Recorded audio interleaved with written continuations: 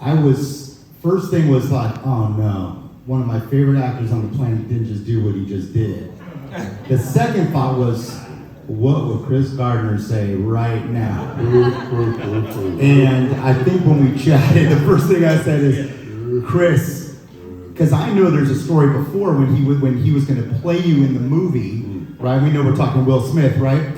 When Will was going to take us through, Will Smith was going to play you in the movie. What was the family saying? What were you thinking? Take us back to that. It's so funny you should bring it up because my initial reaction was Will Smith. No. This is my mindset at the time. I thought about Will at the time. You think about big blockbuster outer space. This film is about inner space, not outer space, right? But it was my son who helped me get my mind right when he said, Papa, look, don't worry. If he can play Muhammad Ali, he can play you. All right. He played two great ones, and then all of a sudden comes the slap. So walk us through that. What happened? First of all, let me say this. I was the only person in the world who didn't see it happen in real time. This happens on a Sunday. It was Sunday, right? Sunday is my day to read. I've got my 5 newspapers. I'm not answering any phone calls. I'm not looking at social media. That's my day to read. But in the other room, I'm hearing the phones go ping, ping, ping, ping, ping. And it sounded like I just hit the lotto in Vegas, right? So I wake up the next morning, and Steve, a lot of our friends who are bilingual, sometimes they put one word in front of the other word, but you kind of know what they're saying. Guy gets me on the phone from Germany, journalist, and he wants to know, Chris, how did it feel to get slapped by Will Smith?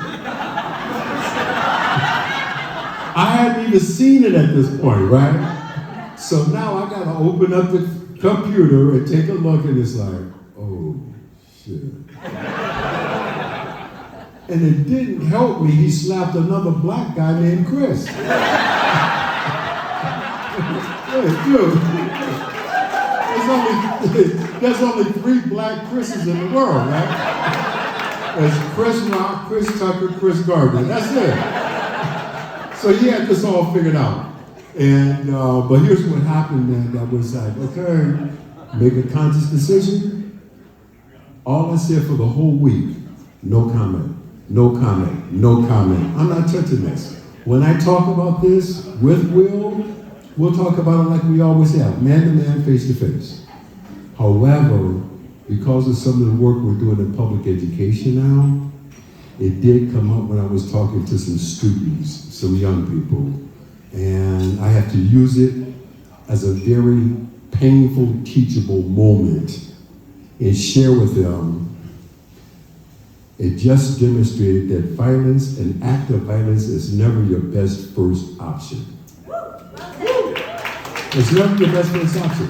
Our cemeteries and our prisons are full right now because somebody thought violence was their best first option, right? So I have to use it as a teachable moment. And other than that, man, I stayed away from it. I don't even touch it. You briefly mentioned the students. We're going to hold on that for a second. We're going to get back to that because that's for years something that has just been compelling of your give back there. And we talked about that a little bit today and sense of fulfillment there. I want to now take it a little more on the serious side. Let's go back to some of the pivotal moments of your life and the time where you were having to make that decision of being homeless and having no other options and no other choices. So can you take us through a little bit, maybe some things the movie did share, maybe some things the movies and the books didn't share. Let us all in on those moments. Well, couple of things. Number one, I was given a huge opportunity by Will personally, who said to me, I need you to be on the set every day for 17 weeks of filming. And if you see anything at any point that you feel is not realistic, makes you uncomfortable, you come talk to me. You don't have to talk to the director, the producer of the studio, you come talk to me. And there were a couple of those moments. One of the major differences between reality and the film, in the film, Jane Smith plays my son as a 5-year-old. They did that for the dialogue between the characters. You read the book, so you know that at this point in our journey, my son was 14 months old. So that changes everything, right? That changes everything, man. And there's one scene in the film, give you a great for instance. The scene that takes place on the basketball court. And the little boy throws up the ball and says, I'm going pro. In the original screenplay, the screenwriter had a very dark, dim view of the world. And when that little boy says that, I'm going pro, the father says, forget it. That will never happen. I was no good at it, so that means that you can't do it. I waited until we were going to film that scene that day, and I went up to Will Smith and I said, hey man, let me talk to you for a second. And we had a very heated conversation. Me, Will Smith, our director, Gabriel Muccino, and one of the producers. The producer's position was, well, the father's got to keep it real with the kid. My position was, man, you live in Hollywood, what you know about keeping it real? Right. So we argued for 30 minutes, and finally it was Will Smith who says, you know what, Chris is right, because my mother told me the same thing. And we tore up the script, and on the spot we wrote the words, don't ever let somebody else tell you what you can't do. If we got a dream, we got to protect it. On the spot, okay? And that would not have happened had I not had that relationship with Will. When we were talking, it's a speakeasy here, and in order to get into a speakeasy, you have to have a password. And I said, hey, Chris, what should the password be? I was saying, I think happiness would be perfect. This is happiness with a Y, and I'm like, of course. So it's funny when I asked some people last night, you know the password? They're like, yeah, what, with a Y? What does that mean, with a Y? I said, oh, you forgot one word, but that's okay. So it's funny how it got translated to some of the people here. So the password was happiness with a Y, not just with a Y. It came by way of Chris. So Chris, can you explain the meaning of that, where it came from? The reason we spelled it that way in the film and the book is that Y is there to make us all mindful that it is you and your responsibility, you and your opportunity to create the life that you want for you and your family. That's why that Y is there, okay? The Y is there for that reason. And that Y is all about you and us, all right? And I'm very comfortable saying to people that, you know, the most important person in the world is the person that lives in your house, right? This house right here. It's all about you. That's why we spell happiness with a Y. You've gone through some really hard times in your life, obviously, years ago. What kept you positive and happy, and the attitude that you portrayed along the way was always so positive? I knew it could be done because I was doing something I was truly passionate about. And it was not just, I want to make money. It could never just be, I want to make money. We all want to make money. But what is that one thing that you would be doing for free every day if you could? The one thing that gets you so excited the sun cannot come up soon enough in the morning because you want to go do your thing. It just so happened that that passion for me was merged in the financial services industry. And I'll never forget, man, the very first time that I walked into a big-time Wall Street trading room. The ticket tape is rolling, the phone's ringing off the hook, people are screaming and shouting out orders, bodies are flying all over the place, the ticket tape is rolling. And what looked like chaos to anybody else, for me, it was like, I could feel that. And I knew, this is where I'm supposed to be. So that feeling of, this is where I'm supposed to be, I'm still obsessed with that to this day. However, the difference is now, I know how much higher I could go. Because when you have a certain level of success and you know it can be done, you reach a little bit higher. And that's what I hope all of us are committed to doing with ourselves and our respective organizations right now. Reach a little bit higher, take it a little bit further right now. So you talk a little bit stock trading, Wall Street, right? You got the excitement there. Tell us about your transition into the entrepreneurial world where you became, this is a whole room of entrepreneurs. Talk about your entrepreneurial journey in building a business and my journey to becoming an entrepreneur started on Wall Street because I kept getting fired. Sound familiar? Anybody else? That's why everyone in this room is an entrepreneur. I kept getting fired, okay? I got fired from the same firm 3 times. Right? But I always had a very, very, very important thing. I always had the relationships. I was always a master of building, creating, and developing relationships. Okay? And I knew the right relationships to build. So you can fire me, but I'm gonna go see Ace. Right? Ace Greenberg was the chairman and CEO and senior partner at Bear Stearns. And that was kind of like going to see the Pope. If he threw the water on you, you're good. Right? So the importance of, I started, and let me say this to you. It was so interesting. When I left Bear Stearns in 1986, I sold the stock I got in the firm after the firm went public to start my own company. The senior partners at Bear Stearns told me, "You're crazy. This will never happen. Are you out of your mind?" They threw a few other words in there, trust me. Right? The crazy thing is, I got a higher price per share for the stock I sold in 1986 than they got when they had to do the deal with JP Morgan. That's what's crazy. And I wouldn't trade it for anything in the world, man. But I also, honestly, I wouldn't go back to that world again. It's changed too much. Right? It's changed too much. I couldn't do it again, and I've changed too much.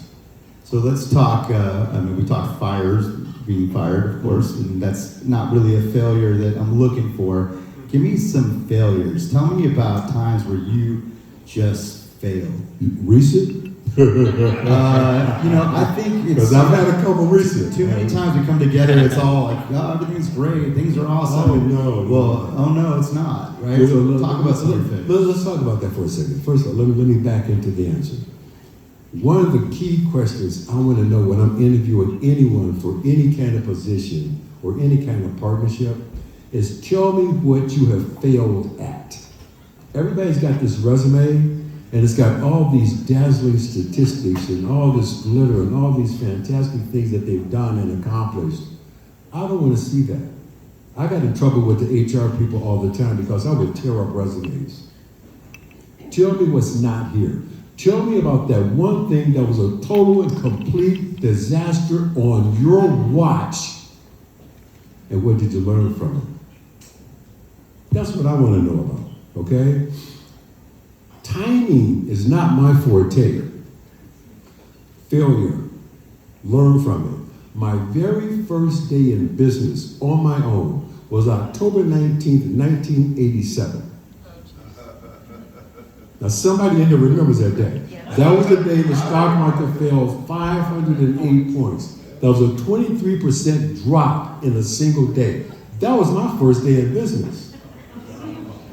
I saw guys who were better capitalized than me, smarter than me, more experienced than me, get carried off the floor on a stretcher. But I also knew I got to make this transition from trading my own account and having my own capital at risk to working with institutions and helping them put their capital at risk. So timing is not my forte. Failure. A few years ago, I put together a group to buy an NBA franchise. The idea was to buy that team and move it to Vegas.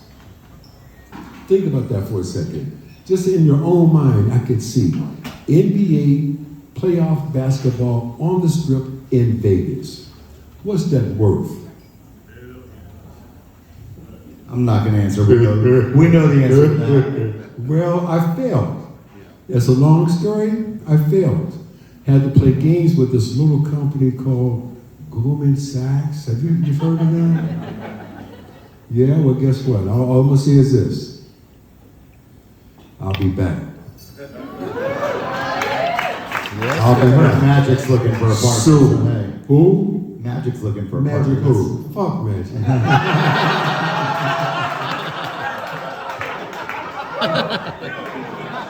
That was like a Will Smith smack right there.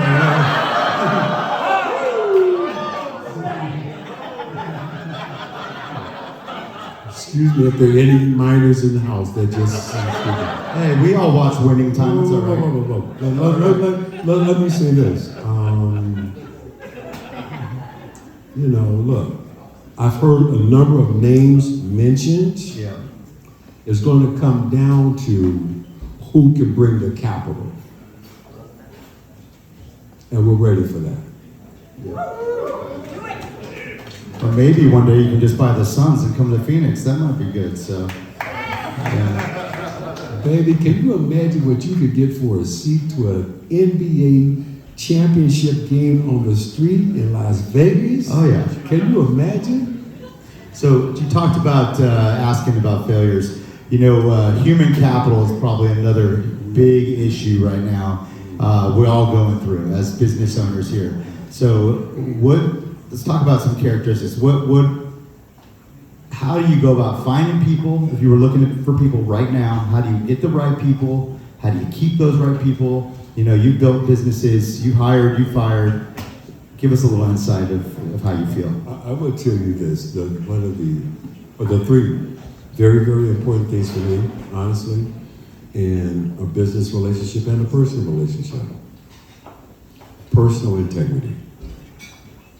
All right, when you look me in the eye and you say that's the way it is, then I got to believe it, I got to feel it, and I got to be ready to fight anybody else that says, no, your guy is wrong. Personal integrity is everything. Intellectual curiosity. People that just want to learn more and be more than the basic requirements. I've got one guy that's been with me, man. Got him out of high school. 30 years. And every opportunity I gave him, Steve, he took it like this. This. Right? And passion. Okay, passion is not on your resume. It won't come out till you look at somebody's eyes. Right? And this passion of, I want to become world class at whatever it is I'm doing. Not good at it, not pretty good at it, but world class at it. And that's not going to come out on the resume. That's also not going to come out, I don't think, using technology. That's why getting together with people like this is so important. You got to look in somebody's eyes and you got to be able to feel it. Because people can also detect BS. I know I can. I've seen you quite a few times over the years, and something that always comes out and every time you talk is about being first class and staying first class and keeping at that high level. How do you stay that way? How do you keep the people around you that way? I know it's important to you, so I'd love for you to share with everybody. Well, everybody in this room, okay, let's just assume for a second. Whatever business or industry that you're in right now, there's a conversation going on right now about your business or industry, and the question has come up. Who's the best in the business? Somebody ought to say your name if you're world class. Same conversation, same question. Who's the best in the business? If nobody says your name, then you got work to do. Same conversation, same question. Who's the best in the business? If nobody says your name and you don't care, get out of the business. You'll never be any good. But the ultimate validation, Steve, in that scenario, when that question comes up, who's the best in the business? The ultimate validation is when someone who does not like you says your name. When the people who would not take your phone calls are now hoping that you'll return their calls. When the folks who would not hire you yesterday cannot afford you today. That's when you know. That's the good part. The good thing is that's good, right? That's the good part, right? The good thing is I'm never going to say my competitor's name, so they'll never be the best then, right? I couldn't do it, but hopefully they're saying my name, right? You talk about your mom, you talk about the influence that she was. Share some insights about your mom and the role she played in your life, and then who else influenced you along the way? Where were you influenced as a new father? Where were you influenced starting your business? And today, how do you stay influenced? So, well, first of all, let me say this. You mentioned my mom. Yeah. Now, we could be here a long time talking about her. My new book, Permission to Dream. That was the greatest gift that I ever got in my life, which I got from my mom, who told me every day, son, you can do or be anything. And it's very important I stress what she did not say. She did not say that you could have anything. She did not say that you could buy anything. She did not say that you're guaranteed, assured, owed, or entitled to anything. She said that you could do or be anything. And for me, man, that was an even bigger statement. Because if you could do or be anything, all this other stuff will come. And my mother gave herself permission to dream when she made a decision. As the daughter of a sharecropper in Louisiana, 1940s, she walked out of a cotton field and her decision was she would be the last person in the history of our family to ever pick cotton.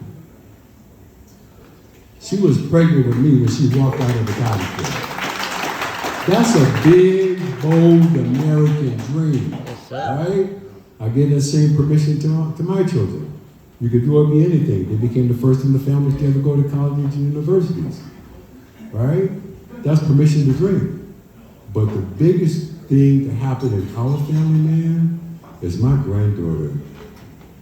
My granddaughter, man, is the finest piece of work ever produced in the history of my family.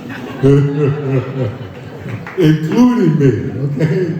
By a long shot. So this whole idea of permission to dream, it can be done. It's been done before, but now it's our turn. It's our turn collectively to dare to do and to dream bigger than we ever did before. Besides your mom, were there any other people that influenced you along your life? Oh man, look, first of all, there's too many to mention, but I don't know if you knew this as a young guy. My first ambition in life, I wanted to become Miles Davis. Right now, understand now, I didn't say I wanted to be a trumpet player. I didn't want to be a jazz artist. I wanted to become Miles Davis. I studied music theory. I played trumpet for 9 years. I got pretty good. And when I said I wanted to become Miles, I was obsessed. And people would ask me as a little boy, what are you going to be when you grow up? And I was so obsessed, I started talking like Miles, and I'll tell them, I'm going to be Miles Davis. Thank God one day my mama heard me say it. Mama heard me say it, Stevie. She said, son, we need to talk. We sat down at the kitchen table. She explained to me, baby, you're pretty good with that thing, but you can't be Miles Davis. There's only one, and he's got that job. And I had to accept that. I had to look at the facts. The facts were, at 18 years of age, Miles Davis was in New York City playing with Quincy Jones and Dizzy Gillespie. At the same age, I was in Milwaukee, Wisconsin, playing with some boys named Pookie and Ray Ray. Hey, we were good, but it wasn't going to happen. Right? But the point is, Steve, the point is, that idea of becoming world class was born in me then. And when I walked onto that floor, that New York Stock Exchange floor, I got the same feeling that I would get when I would look at a sheet of music. And I could feel it, Steve, right? And that passion is transportable, it's transferable. The key is just taking it to a place that you really want to go with it and being open to it. And not waiting for some kind of external validation. Yeah. Too many times, a lot of us, maybe not people in this room, but a lot of us, we're waiting for somebody else to say it's okay. Yeah, that's a good idea. You should do that. No, you can't wait for that. I love that you always reference world class. As long as I've seen you on this stage, it's just something that you always reference, and I find myself after every time I see you, I reference the same thing. And I know I said first class earlier. That's because I was checking my flights and making sure I was upgraded tomorrow. But I meant world class, you know. Can we share something? I did get upgraded, by the way. So let's talk something that I've written down when I've been sitting in the audience was your C5 complex. Can you share your C5 complex with everyone? Well, that's okay. I can share that, but first, what's that attached to? Yeah. You got to attach that to something. And every entrepreneur has got to have. This is just my personal opinion, how I feel and how I live. You got to have a plan A. Period. End of story. Plan A. I live in Chicago. Mentioned just a few names. Some folks I know in Chicago that did pretty good with Plan A. Michael Jordan's got 6 NBA championship rings because he was committed to Plan A, not Plan B. Oprah became the queen of all media because she was committed to Plan A, not Plan B. Whatever your politics are, Barack Obama served 2 terms as president of the United States because he was committed to Plan A, not Plan B. Plan B sucks. Plan B, look, we're coming up, the year's going by real fast. Here's what I want you to do. Take your Plan B and give it to somebody that you don't like for Christmas. Wrap it up real nice. Here you go, man. Here, Merry Christmas, man. All right? If Plan B was any good, it'd be Plan A. Right? Plan B distracts from Plan A. Best example I can think of, all I got to see is 3 words. David versus Goliath. That was Plan A. And 1 shot. You got to have a Plan A, man. And the best part, the critical part of having that Plan A is something I call the C5 complex. Your Plan A has got to be clear, concise, compelling, consistent, and committed. It's that simple. You're going to definitely have to repeat that for everyone that's taking notes right there. This is good, by the way. One more time for everybody. Clear, concise, compelling, consistent, and committed. It's not that hard, right? And this whole idea of Plan B, some people want to argue, okay, well, you got to have something to fall back on. You got something to fall back on. It's called a butt. Right? You hit the ground with that bad boy, boom, get right back in it. Okay? So I'm all about that. That's how I've lived and continue to live right now, and it's worked for me. So you mentioned your newer book. I think it was a year old at this point, right? 14 months. Yeah, so 14 months. There you go, slapping me again. It was just off by 2 months. That was it. So it's like I was there, Steve. I remember these days. 14 months ago, your book came out, Permission to Dream. It's basically about a dream come true life. So we can all build that, right? Share some excerpts or some points that has anybody read that book yet? Not yet. Chuck, are you giving everyone a copy of that book? Perfect. That's in the budget. So tell everybody bring us into that book, because I want everyone to know what it's about. Look, let me say this, if I could. Especially in this room full of entrepreneurs, there was just one chapter, one little piece of that book that I would share with everybody. Anybody in here, I'm looking around, and you guys are so young. Anybody remember that song we used to sing in elementary school about the 3 R's? Reading, writing, arithmetic? Remember that? Well, there's a new 3 R's, meaning the rep, the rap, and the Rolodex. Okay? The rep. You must maintain a reputation for excellence and integrity in your business and your personal life. One more time. The rep. You got to have an impeccable reputation. The rap. You've got to be able to communicate, whether it's through face-to-face, using technology, digitally. You've got to be able to rap. You can have the best goods, services, or products in the world, but if you cannot communicate, if you can't rap, you'll never sell it. And the Rolodex. I mean, look, back in the day, there was this big paper thing that sounded like this. Before you have a smartphone, there's a thing, there's contacts, relationships. That's what we're talking about here. The Rolodex, relationships. I will submit to you, let's just assume this for a second. Everybody in this room is good at what we do. And there's this much difference between you and your biggest competitor. This much difference. The person that's going to get the business is the person that's got the best relationship. Who's ever invested the most in the relationship, who's cherished and treasured that relationship, that's who's going to win every time. So it's all about the rep, the rap, and the Rolodex. The new 3 R's. And you know, the crazy thing is, that original song, Reading, Writing, Arithmetic, man, that was written in 1792. Now, why I remember that shit, I have no idea. Right? But this is the 2.0 version.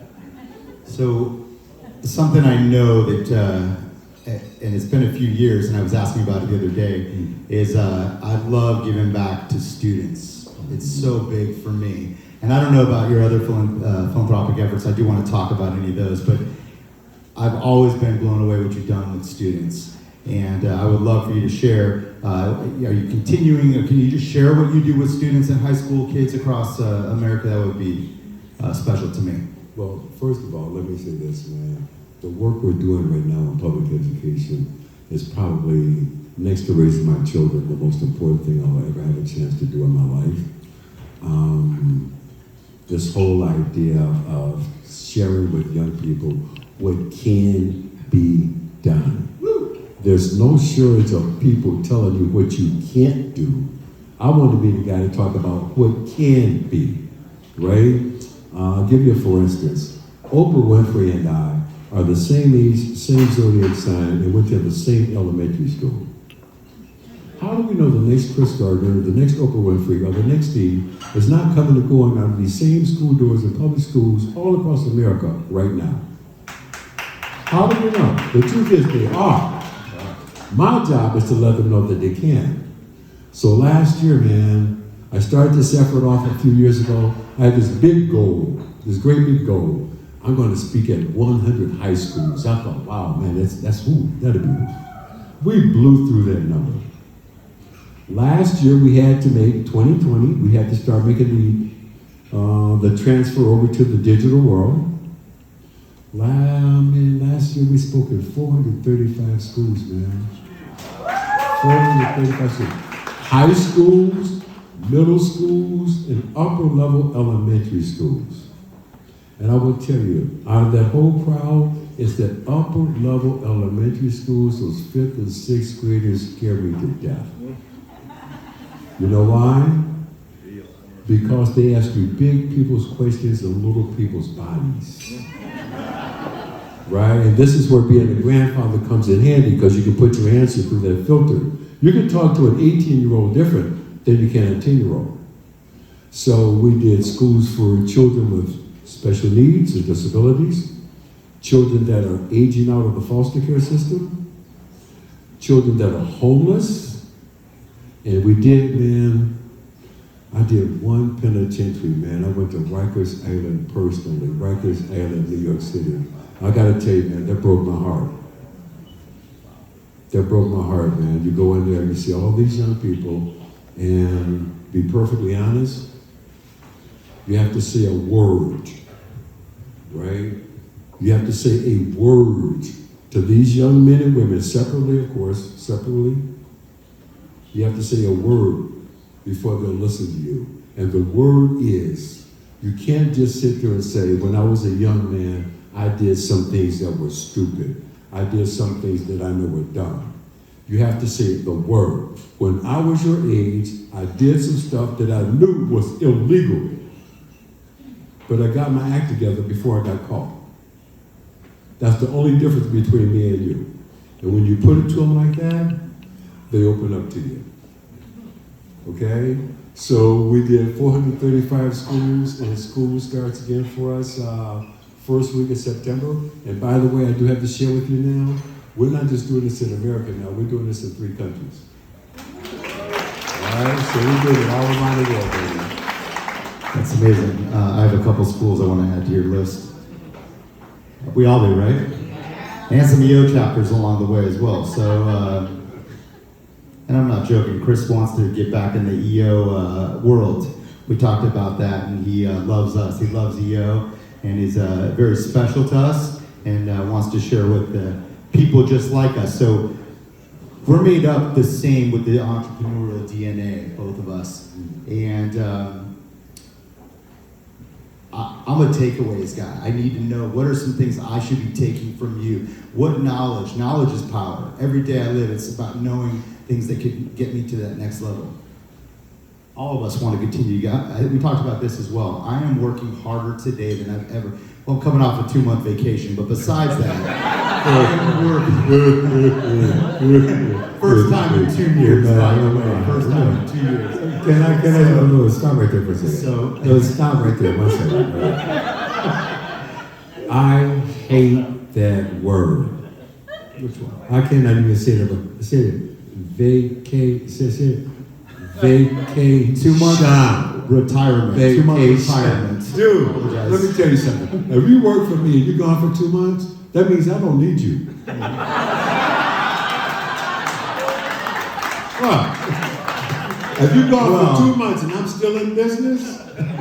Let's just say that my son had some, my son's name's Cash, and instead of 401k, I have a 401c. All right, so those who know me know exactly where I've been. But my office, my team was, it was their turn, and we're real slow in the summer. We're in the events business. But that being said, we were. I live in Arizona. It's 120 degrees. Please give me a break. Nobody is partying in Arizona unless it's at a pool. No. Let me ask you a question. This isn't my speech. Let's move on. What's going on? I want to ask you a question. Let me ask you a question. Does the heat stop your overhead? No, I let people have a break. 2 years. Hey, let me tell you, COVID stopped everything but your fucking bill. Just for the record, I broke records this year, 151,000. That's fine. And I'm on the defense right now, so let's go. So, I'm coming off the best year I ever had. I worked my butt off. And a lot of us are. And I now am back in the grind, and I want to be the best I can. What are some takeaways today that I could take to the next level? Well, you already answered the question. I'm just going to put it to you differently. Sometimes, and in times like this, the last 3 years, this has been the time to be doing your best work. And sometimes you got to do your best work in the rain. Okay? And when I say in the rain, I'm not talking about the rain falling from the skies. I'm talking about the rain generated by the blood, sweat, and tears that you got to create when you're trying to build something, when you're trying to change something, when you're trying to own something. You got to do your best work in the rain. Everybody's willing to go to work when the sun is shining. The sun is shining, it's a beautiful day. But sometimes you got to do your best work in the rain. And when I say doing your best work, I'm not just talking about your job. Doing your best work in this environment could mean being the best father, being the best husband, being the best brother, being the best friend. And I made that comment gender specific because I know personally all the women that I know are pretty much maxed out. Okay? They're all pretty much maxed out. So this is the time to be doing your best work. And I will submit to you, I'll never forget, my last conversation there with my dear friend, Dr. Maya Angelou. I did not know it was our last conversation, but we were talking about struggle. And I'll never forget her words to me, which are just as relevant now as when she said them to me many, many years ago, which was, we have the people for this mountain. And we must all be mindful that there are some people who came before us who came up the steeper side of this mountain, carrying a bigger and heavier load with little to no opportunity, but they kept going forward, onward, and upward. And still I rise. This has been done before, but now it's our turn. And that's why I'm tremendously excited about the space we're in right now. I've climbed this mountain before, and some of us have. Many of us have. It may have had a different name, but it was just as scary. It was just as treacherous. But we've been up this mountain before. So this is our environment. Thank you for sharing. We're going to open up questions right here. So there's a microphone stand right there. So if you guys want to ask